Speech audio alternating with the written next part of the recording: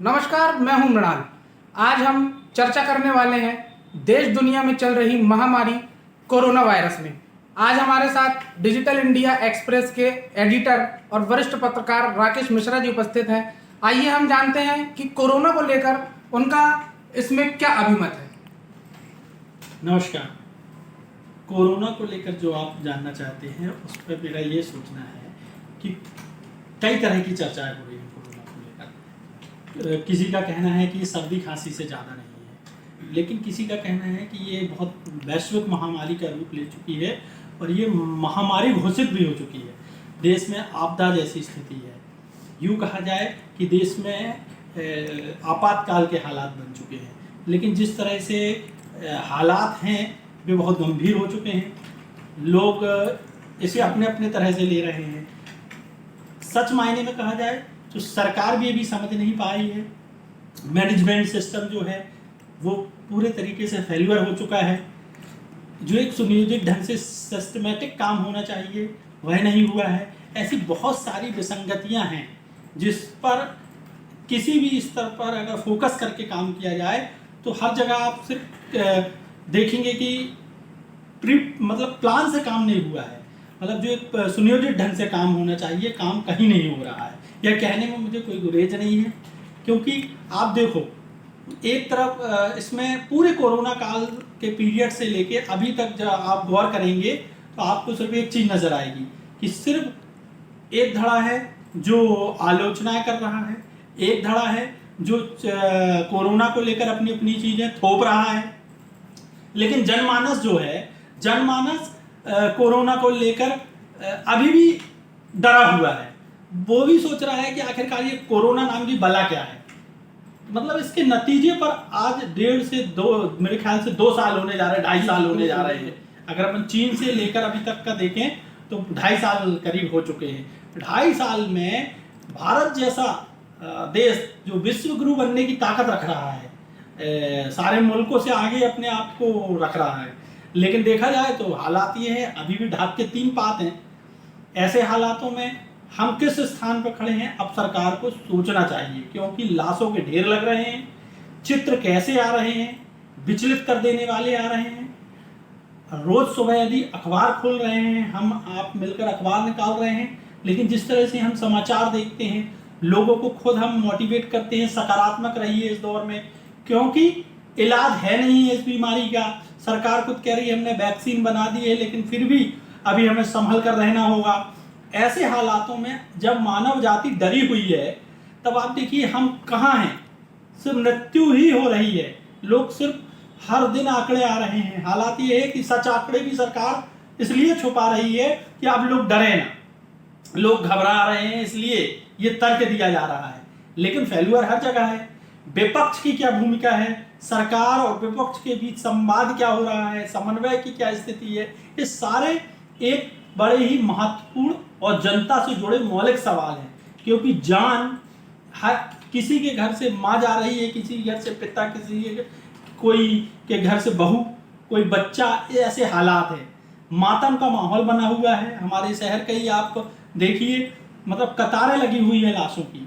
Vaccine की स्थिति ये है कि सरकार जो है, मैं ये लिख सकता हूँ? जी जी जी बिल्कुल। वैक्सीन की स्थिति ये है कि आप देखिए जिस तरह से माहौल बना हुआ है, सरकार तो रोज अपने नए नए नीति निर्देश जारी कर रही है, तमाम प्रकार की बैठकें हो रही हैं, नया नया एक सिस्टम बन रहा है, लेकिन वो सिस्टम अभी तक न जनता को समझ आ पा रहा है, न सरकार खुद समझ पा रही है। अब अगर मैं अपनी बात करूं तो मुझे जो अब तक समझ में आया है, लोगों को बीमारी से ज़्यादा इस महामारी में काउंसलिंग की ज़रूरत है, जो मैंने समझा है। क्योंकि मैं आपको हालात बताऊं, अस्पतालों में इतने बुरे हालात हैं कि अभी हमारी एक विधायक से बात हुई थी, शहर के विपक्ष के विधायक हैं और सरकार से भी एक विधायक हैं। ऑन स्क्रीन नाम लिया भी जा सकता है, लेकिन एक सम्मान होता है नाम ना लिया जाए। उन्होंने स्पष्ट कहा कि अस्पतालों में, अब हमने उसको छापा भी है, आप रिपोर्ट पढ़ सकते हैं हमारे डिजिटल इंडिया एक्सप्रेस की आज के ही अंक में। आपको मैं बताऊं कि हॉस्पिटल प्रबंधन ये कह रहा है कि बिस्तर खाली है, बेड खाली है, लेकिन हॉस्पिटल प्रबंधन कह रहा है कि आपके पास यदि रेमडेसिविर इंजेक्शन है और ऑक्सीजन की व्यवस्था है तभी आप भर्ती होइए, वरना नहीं। अब ये बताइए, यदि रेमडेसिविर इंजेक्शन किसी व्यक्ति के पास होंगे और ऑक्सीजन होगी तो बिस्तर के लिए हॉस्पिटल में तो नहीं होगा, वो घर पर भी अपने इलाज करा सकता है। तो फिर सरकार की किस बात की जरूरत?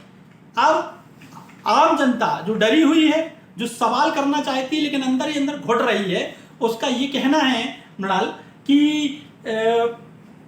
जब सरकार को हम वोट देते हैं, ये बड़ी बड़ी बातें करती हैं, लोक लुभावनी बातें होती हैं, तो जब आज हम बुरे दिन से गुजर रहे हैं तो सरकार अपनी भूमिका क्यों नहीं निभा रही है? लेकिन राकेश जी, जो इनकी मीटिंग होती है, जो कलेक्टर महोदय की मीटिंग होती है, सारे स्वास्थ्य अधिकारी, सारा तंत्र एक रोज मीटिंग कर रहा है, तो उसमें क्या निर्णय निकल पा रहा है? कोई निर्णय नहीं निकल पा रहा है। सत्ता पक्ष अलग बात करता है, विपक्ष अलग बात करती है, तो इसमें क्या आप देखते हैं इसमें? वही मैंने आपको शुरुआत में बताया ना कि देखिए, सत्ता तो अपने हिसाब से चल रही है, सत्ता का अपना एक सिस्टम है, उसके पास टीम है, लेकिन वो जो प्लान से काम करना चाहिए तो वहां पर फेल्यूर है, ये आरोप विपक्ष भी लगा रहा है। लेकिन एक बड़ा सवाल ये है कि ठीक है, जैसे हमारे कल विधायकों ने कहा, हमने कुछ लोगों से बात करने के बाद आज हम ये आप संवाद कर रहे हैं कि उनको मीटिंगों में नहीं बुलाया जाता। ठीक है, मीटिंग में नहीं बुलाया जाता, सारी चीजें हैं, तो विपक्ष का क्या रोल है? कल तक देखिए जैसे बात हो रही थी कि देश में विपक्ष बोलता था कि संपूर्ण लॉकडाउन की आवश्यकता नहीं है। कल मैं एक शायद जी न्यूज में नीचे पढ़ रहा था कि राहुल गांधी बोल रहे हैं कि अब देश को संपूर्ण लॉकडाउन की मांग की जरूरत है। तो एक तरीके से आप देखिए, अब जिस तरीके से यदि हम किसको लेकर आए विकल्प अपना सिरमौर बनाए, जो राहुल गांधी कल तक यही तो बात थी। मैंने एक ट्वीट भी काफी पहले किया था कि यदि राहुल गांधी के पास ही कोई फार्मूला है तो जहां उनकी स्टेट में, जहां उनकी सरकार है, कि किसने रोका किसको इस देश के लिए अच्छा काम करने के लिए? कौन रोक रहा है? कोई नहीं रोक रहा है। आप भी कर सकते हैं, मैं भी कर सकता हूँ। मैं देखता हूँ आपसे जो बन पड़ता है आप करते हैं, आप ट्वीट करते हैं, खबरें लिखते हैं, मुझसे जो बन पड़ता है मैं करता हूँ। लेकिन एक शक्तिशाली व्यक्ति की जो क्षमताएं होती है वो लिमिट से जाके बाहर जाके कर सकता है। राहुल गांधी, ठीक है, मोदी जी नहीं कर पा रहे, राहुल गांधी छत्तीसगढ़, राजस्थान और भी जो दीगर उनकी स्टेट है, अपने उस फार्मूले, अपने उस एजेंडे को बनाकर वहां इम्प्लीमेंट करा दें। ये करारा तमाचा होगा सत्तारूढ़ सरकार के चेहरे पर। ये कहने में मुझे अब बात आती है, आपकी बात का एक ये जवाब मैंने दिया, ठीक है, इससे ये समझ में आता है ना। ये मैंने इसलिए बताया एग्जाम्पल कि आप देखिए, अब उन्होंने कहा लॉकडाउन की, तो क्या उस समय वो बगैर सोचे समझे बोल रहे थे कि लॉकडाउन मत, अब बोल रहे हैं लॉकडाउन? तो आखिरकार जब दुनिया भर के देश लॉकडाउन को प्राथमिकता देते हैं, वही हमारे यहाँ देश में दिया जा रहा। पर लॉकडाउन कैसे लगाया जाए, कैसे किया जाए, ये मिसमैनेजमेंट ही सबसे बड़ा फेल्यूर है। अब लोग कहते हैं कि आरोप और आलोचना करना अच्छी बात है। कल के दिन मुझे भी लोग कह सकते हैं इस इंटरव्यू के बाद, आप जो मुझसे इंटरव्यू ले रहे हैं, कि देखिए ये भी वही करने लगे, आलोचना और सिर्फ ज्ञान दे रहे हैं। मैं कहता हूं कि मैनेजमेंट ही, और मैंने बहुत अभी थोड़ी देर पहले एक चीज कही थी कि लोगों को इलाज से ज्यादा काउंसलिंग की जरूरत है। अब मैं मुद्दे की बात पर आना चाहता हूं, ये लंबी बातचीत हो जाएगी कोरोना को लेकर, क्योंकि ये सब विषय पे तो सभी है। मूल बात ये है कि पहला विषय आप देखिए, ये तो हो गई सत्ता और विपक्ष की बात जो आपने की, उसका जवाब मैंने दे दिया। मतलब दोनों एक ही जैसे हैं, एक ही थैली के चट्टे बट्टे कह सकते हैं मैंने, कि ना उनके पास कोई प्लान है ना उनके पास कोई प्लान है, मिसमैनेजमेंट है। अब लेकिन मुझसे यदि कोई पूछे कि आप ही कोई प्लान बता दो, जैसा हम राहुल गांधी से पूछ सकते हैं, लोग हमसे भी बोल सकते हैं, हो सकता है इसके बाद कोई कमेंट कर दे कि भैया आप ज्ञान दे रहे हैं, आप ही कर दे। मैं ये कह रहा हूँ कि सरकार के पास बहुत बड़ा इंफ्रास्ट्रक्चर होता है। उस इंफ्रास्ट्रक्चर को वो ब्लॉक स्तर से लेके, तहसील स्तर से लेके, विकास खंड स्तर से लेके जिले के शीर्ष मुहाने तक इम्प्लीमेंट कर सकती है। टीम होती है। आप देखिए, हमारे आपके पास टीम नहीं होती, आम व्यक्ति के पास लोग। अच्छा, फिर एक इच्छा शक्ति की भी बात होती है। अब हम बात करें किसी जिले के डीएम की, कलेक्टर की, आप देखिए, हम फोटोग्राफ्स देखते हैं अखबारों में किसी जिले के कलेक्टर, एसपी या कमिश्नर जैसे व्यक्ति के जो आईएएस लेवल का होता है, उसका काम किसी चौराहे में खड़े होकर मास्क चेक करना ही नहीं होता। ये तो आप भी समझते होंगे। बकायदा वो एक आईएएस लेवल का अधिकारी चैम्बर में बैठ के भी एक सिस्टम को पूरा एक एक व्यक्ति को जिम्मेदारी बांट कर संसाधनों को करके और पूरा मोटिवेट कर सकता आप है। कह रहे हैं कि एक जिम्मेदारी को, एक जिम्मेदारों को जिम्मेदारी बांट के, तो आप किस जिम्मेदार की बात कर रहे हैं? पार्षद, विधायक जी, या ऐसे कौन है? वही में आ गया। देखिए अभी आप देखिए कितना मिसमैनेजमेंट की बात करी ना मैंने। जिसको जो आ रहा वो कर रहा है, उससे फोटो सेशन चल रहा है। जैसे कल भी हमारे विधायक जी ने कहा, हमारे शहर के सिर्फ फोटोग्राफी चल रही, चाहे वो कोई हो। लेकिन हम देखते हैं अगली सत्ता पक्ष फोटो सेशन करता है, थोड़ा सा कोई एक टैंकर बुला के, कोई इंजेक्शन बुला के, तो वही काम कभी कभी हम देखते हैं विपक्ष भी करता है। मैंने बताया ना, रोल प्ले दोनों एक सा कर रहे हैं, बशर्ते वो सत्ता के भूखे हैं, ये भी सत्ता के भूखे हैं। बस इन दोनों की छटपटाहट वैसी है जैसे बंगाल में भी आप देख रहे हो क्या रक्त चरित्र चल रहा है पॉलिटिक्स का। मतलब एक दूसरे को मार पीट रहे हैं, ये भी एक चेहरा देख रहे हैं हम, है ना। अब बात आ जाए, अभी आपने जो बात करी, क्यों जा रहे भैया आप, जब वायरस है, इन्फेक्शन होना है, सारी चीजें, तो आप बगैर डीएम की इजाजत के आप किसी को पूरी सब्जी, किसी को कुछ मत बांटिए। सरकार जब मोदी जी दे रहे हैं राशन, सरकारें जब सब कुछ कर रही, तो आवश्यकता क्या है, सारा कंट्रोल डीएम ले अपने हाथ में। कंट्रोल लेने के बाद मान लीजिए एक बाढ़ में मुश्किल से कितनी गलियां हैं, कितने लोगों की जनसंख्या है, ये सारी अकाउंटेबिलिटी, इसकी सारा एक सिस्टम सरकार के पास होता है। वो लिया जाए, लेके वहाँ जिम्मेदारी तय कर दी जाए। एक तहसीलदार या एक एसडीएम को एक इलाका दे दोगे और उसकी ड्यूटी तय कर दोगे, सिर्फ उसकी रिपोर्ट शाम को यदि हमारे डीएम साहब लेंगे, कैसे नहीं वो इलाका और वो मोहल्ला कोरोना मुक्त होगा। और फिर अब बात आ जाती है एक सहा पक्ष और है, ये तो हो गई व्यवस्थित मैनेजमेंट की। इसे मैं बाकायदा पेपर वर्क करके ब्लूप्रिंट तैयार करके दे सकता हूँ। यदि मैं आलोचना कर रहा हूँ किसी की, मैं किसी पर उंगली उठा रहा हूँ इतनी बड़ी शख्सियतों पर, तो पहले मैं होमवर्क कर रहा हूँ, उसके बाद मैं बात कर रहा हूँ। ये एक बात। सेकंड बात में आती है कि अभी मैंने आपको बताया कि अब जैसे काउंसलिंग की मैंने बोला, अब देखिए किसी चीज़ की तैयारी नहीं है, बस इस बात का ढांढस बंधाया जा रहा है कि हम इंजेक्शन बुलवा रहे हैं, हम ऑक्सीजन बुलवा रहे हैं। ठीक है भैया, हम शाम को आंकड़े अपने मन मुताबिक इसलिए दे रहे हैं कि लोग डरे ना, जबकि उनके विभाग के लोग ये कह रहे हैं कि अगर देखा जाए तो शमशान घाट में तो लाशों के ढेर लगे है, तो कुछ नहीं है, ये 8 नहीं है, वहाँ 80 लाशें हैं। ऐसे फिगर ऑफ रिकॉर्ड हम लोगों को फोन पे खुद वहाँ के जिला प्रशासन से जुड़े अधिकारी बताते हैं। तो ये डर हम लोगों को भी लगता है, आपको भी लगता होगा जब फोन पे बात होती होगी। जी बिल्कुल। अब आप देखिए, बड़ा मतलब एक पूरा नौटंकी लगती है इस पूरे, अगर यदि हम चर्चा में बड़ा अच्छा डिस्कशन हो रहा है, एक तरीके से जनता के बीच की बात निकल कर सामने आ रही है।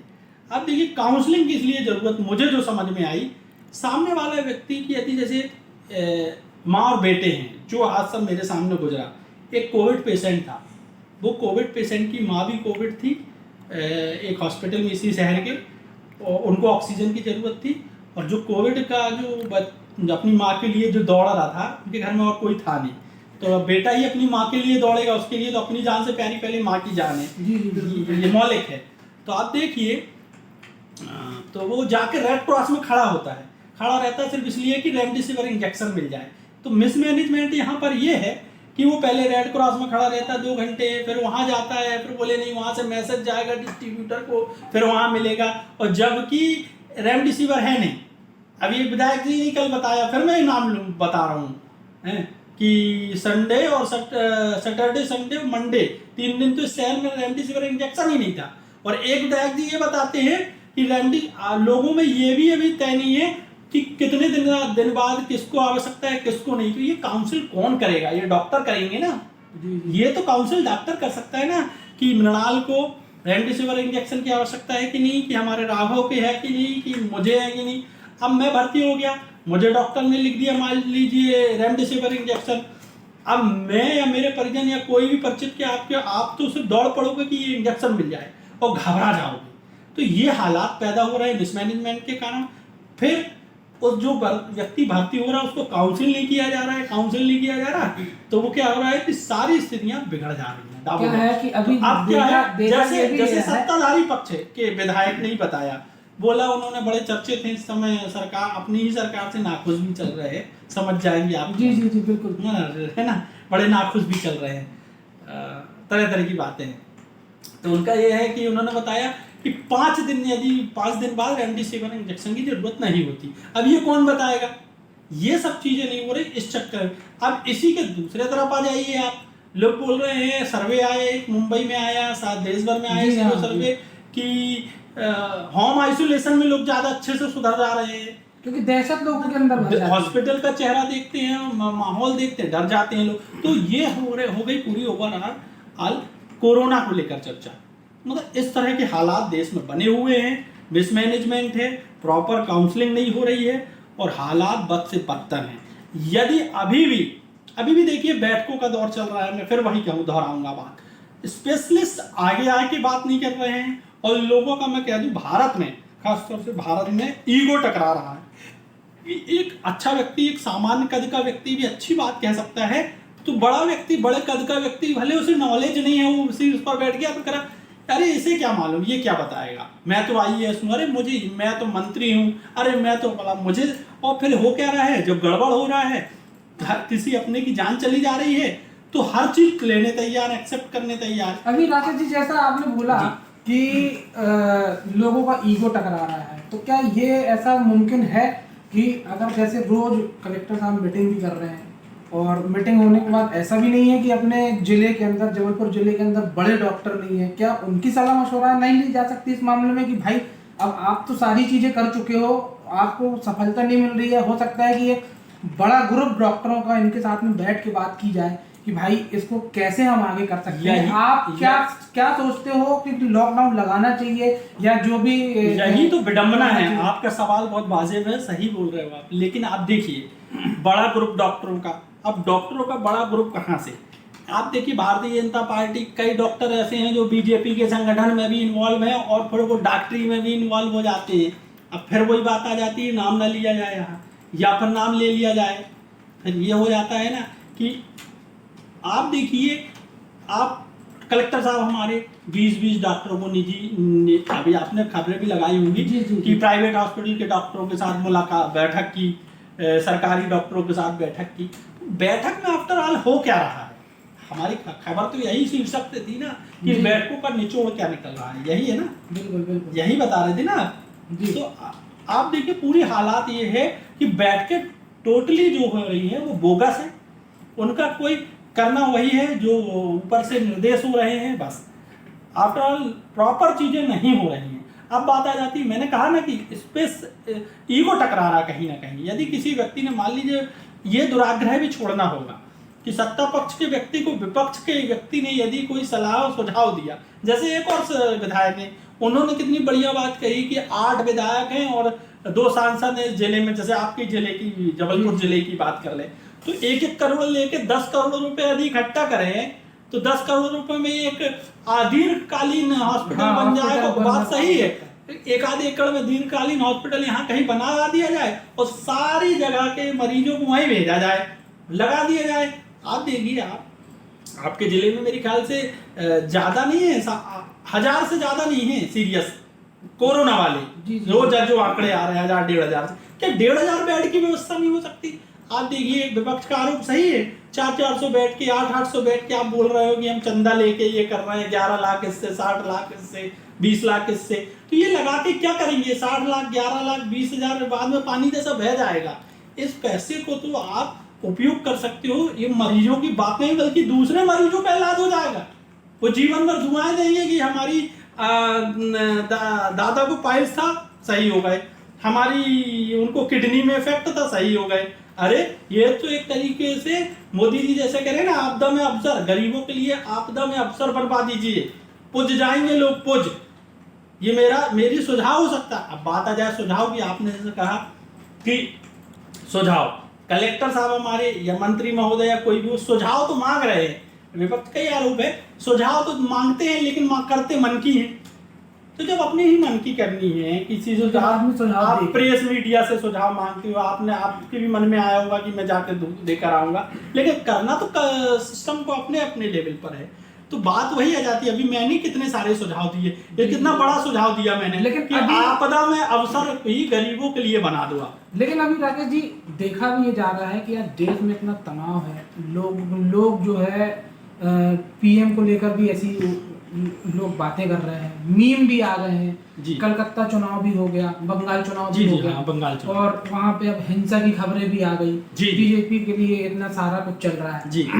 तो अब कहने का मतलब मेरा ये है कि मेरी कल एक सज्जन से बात हुई है, तो उन्होंने मेरे से ये सवाल किया था कि आखिर ये 2000 मार्च में जब लॉकडाउन लगा था तब से लेके आज तक की डेट में अपने को ये जानना है कि देश में कोरोना के लिए फैलाव जो हुआ है उसका जवाबदार कौन? नेता, तबलीगी जमात, डॉक्टर, जिला सरकार या फिर जनता?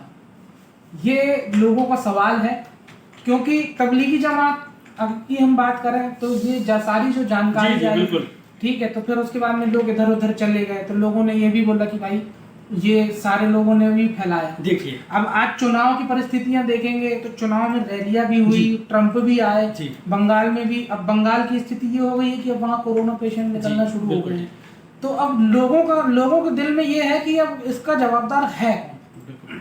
देखिए कुछ चीज़ें क्या होती हैं कि जब घर बड़ा होता है, बड़े घर में बहुत सारे लोग होते हैं, तो पुरानी कहावत आपने सुनी होगी, जहाँ 4 बासन होते तो खड़खड़ाते बहुत। जी, एक कहावत आपने सुनी होगी। अब बात को आप गौर से सुनिए, आपकी बात का मैं जो उत्तर देना चाह रहा हूँ ये है, आपने इनमें सारी चीज़ें बात रखी कि तबलीगी जमात, फिर अभी कुंभ हो गया, फिर ट्रंप आ गए, तो आम जनमानस में सवाल होता है बिल्कुल ठीक। देखिए इतना बड़ा देश है, चाहे छोटा सा देश हो, अपने देश की संख्या 1 अरब 38 करोड़ से भी ऊपर जा रही है, जो टोटल अभी दूसरे देशों को भी मिला लिया जाए तो उनसे भी ज़्यादा है। हर 2, 4, 5 किलोमीटर में बोली और भाषा और क्षेत्रीयता यहाँ बदलती है। फिर दूसरी बात कि हम बाबा साहब अम्बेडकर कह गए, लोग कहते हैं कि अभिव्यक्ति की आज़ादी 19 का के तहत, और ये हर कदम पर ज्ञानी है, ये कहने में भी मुझे कोई गुरेज नहीं है। फिर दूसरी बात, एक समस्या और आ गई है जिसे कहना चाहिए सुविधा है, लेकिन सुविधा का दुरुपयोग भी है। आपका सोशल मीडिया भी एक बहुत बड़ा, उस जिसे अच्छे में उपयोग किया जा सकता है, तो लोग मीम्स जैसा आपने बताया, मान मर्यादाएं सब छिन्न भिन्न हो चुकी हैं, कोई किसी को कुछ समझ नहीं रहा है। लोग बचपन में पढ़ा करते थे अधजल गंगी छलकत जाए। आप देखिए अध्ययन और अध्यापन मतलब कुछ कर नहीं रहे हैं, ना पढ़ रहे, ना लिख रहे, ना समझ रहे चीज़ों को, और बस वो चलाए पड़े हुए। लेकिन हालात ये हैं कि जिस तरीके से लोग हर चीज़ का जवाब चाहते हैं, अब हम आपसे बात कर रहे हैं, आप किससे जवाब चाह रहे हैं? जवाब किससे चाह रहे हैं? अपनी सरकार से? जैसे 4 बच्चे होते हैं तो अपने पिताजी से हर बात पर सवाल तो करते नहीं, हर बात पर सवाल नहीं कर सकते। अब पिता हर बात का जवाब भी देने लगेगा तो वो परिवार नहीं चला पाएगा। बात को मेरी समझिए, ठीक है। मीडिया, अच्छा दिक्कत ये है कि ये सेम वैसे ही है, आप इसे ऐसे समझिए कि स्क्रीन पर हम सचिन तेंदुलकर जब बैटिंग करता है तो जिन्होंने कभी मुगरिया से ऊपर नहीं गए वो भी सचिन तेंदुलकर को बताते अगर ये ऐसा शॉट मारता तो आउट नहीं होता और बहुत अपन जीत जाते, इस टाइप का उनका एक वो होता। आप जिस चीज़ के विषय विशेषज्ञ नहीं हैं आप उस पर अपनी राय नहीं ठोकिए। लोगों को लोग बोल रहे हैं, कर रहे हैं, इतने बड़े देश में हर चीज़ हो रही है, सवाल उठेंगे, लेकिन जरूरी नहीं है कि किसी चीज़ का दोषारोपण, आज मुझसे कुछ गलती हो जाए तो मैं मृणाल पर थोप दूँ करिए, तो ये कमज़ोर लोगों की पहचान होती है। कुंभ हुआ, कुंभ की चीज़ भी आवाम के सामने आई, तबलीगी जमात हुआ, तो उनकी कौम के लोगों ने उनको बोला, इनकी कौम के लोगों ने इन्हें बोला, ट्रंप आए, ट्रंप की गलतियों का भी सरकार ने आलोचना झेली, जिसका आप परिणाम भी देख सकते हैं कई बार। अब अगर हम देखें जिस तरीके से मीम्स बन रहे हैं, मौजूदा सरकार को आलोचनाओं का सामना करना पड़ रहा है। अभी देखिए फिर बात उठने लगी कि पश्चिम बंगाल 5 राज्यों के चुनाव खत्म हुए तो पेट्रोल जो है वो मध्य प्रदेश राजस्थान में 101 हो गया। तो बात तो अब कुछ लोग इससे जो पढ़े लिखे लोग होंगे वो अपने हिसाब से देखेंगे कि क्रूड ऑयल क्या जा रहा है, क्या कैसा है, सारी चीज़ें वो अपना तर्क रखेंगे। कुछ लोग होंगे जो भड़ास में गुस्से में रखेंगे। तुलसी इस संसार में भांति भांति के लोग, तो कुछ चीज़ों का आप किनारे रखिए और फोकस करिए कि अब जो बड़ा संकट है उस पर हमसे कैसे निकलना है बाहर। बस मैं तो यही कहूँगा कि सकारात्मक रहिए, कोरोना काल चल रहा है, अपनी सेहत पर फोकस करिए, क्योंकि बाकी सब बेकार है। अभी आगे आने वाला जो एक महामारी से भी बड़ा वैश्विक संकट गहराने वाला है, वो मैं आपको बता दूं मृणाल जी, वो गहराने वाला है भी। जैसे कल ही पढ़ रहा था कि 75 लाख नौकरियां देश में जा चुकी हैं। तो 75 लाख यदि नौकरियां चली गई हैं तो आप सोचिए इस लेवल में बेरोजगारी आएगी तो भुखमरी कहाँ आएगी। अर्थव्यवस्था डैमेज हो चुकी है, तीसरी लहर भी आने की, अब तीसरी लहर बता रहे हैं लोग, तो और कह रहे हैं चौथी लहर, इस तरीके से बातें हो रही हैं। तो आप जितना दिमाग में स्ट्रेस लेंगे उतना आप परेशान होंगे। बेहतर यही है कि सकारात्मकता के साथ आगे कैसे जीवन यापन करना ये करें, लेकिन लाना अपनी सेहत पर, अपनी तासीर पर रखिए। मुस्कुराते हुए सामने वाले से आप सवाल करते रहिए। बस सवाल करना बहुत जरूरी है, क्योंकि जिंदा कौमें 5 साल तक सोती नहीं है, लोहिया जी ऐसा कह गए हैं। आप व्यवस्था के खिलाफ जहां हैं जैसे हैं, आपसे जितना बन पा रहा है कागज में लिख के नर्मदा जी में बहा दीजिए। आप पानी की टंकी में कागज का पुर्जा डाल दीजिए, बहकर कहीं तो जाएगा, हो सकता है कहीं कोई जाग जाए। इस सकारात्मक भाव के साथ आप अपनी क्रांति की लौ जलाते रहिए, ऐसा मेरा कहना है। ये थे हमारे साथ डिजिटल इंडिया एक्सप्रेस के संपादक श्री राकेश मिश्रा जी, और ऐसे ही कुछ मुद्दों के साथ हम आपसे आने वाले समय में फिर बात करेंगे। कैमरामैन यश ठाकुर यश के साथ मैं मृणाल बोरकर, नमस्कार।